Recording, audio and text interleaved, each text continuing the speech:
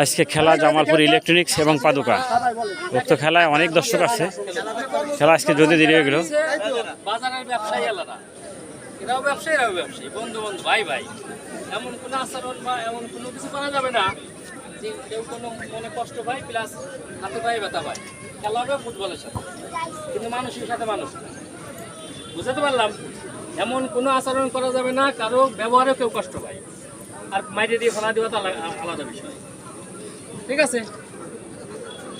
আজকে খেলা অনুষ্ঠিত হচ্ছে ইলেকট্রিক সমিতি প্লাস সু সমিতি। আজকের এই দুটি দলের এখনই খেলা অনুষ্ঠিত হবে। আমি সবাইকে অনুরোধ করে বলবো, আমরা পরস্পর সংঘাতের দিকে না যাই, সুন্দর খেলা পরিবেশন করব, দর্শকে যাতে এনজয় করতে পারে। এ প্রতিযোগিতা থাকবে জয়ী হওয়ার জন্য।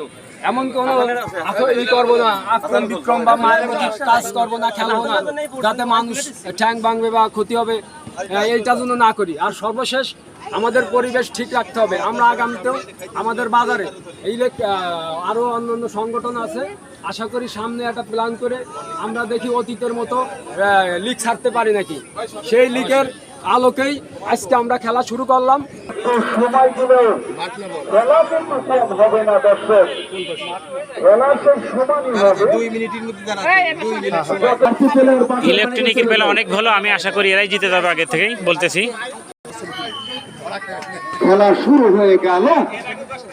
আজকের পরিচালক জনাব আমিন মোল্লা। খেলা শুরু হয়ে গেছে। বল হচ্ছে ইলেকট্রনিকের হাতে। উঠে গেছে, অনেক উপরে উঠে গেছে। গলি খুবই অসুস্থ। প্রথম গলি অসুস্থ ছিল, এখন নতুন গলি আসছে।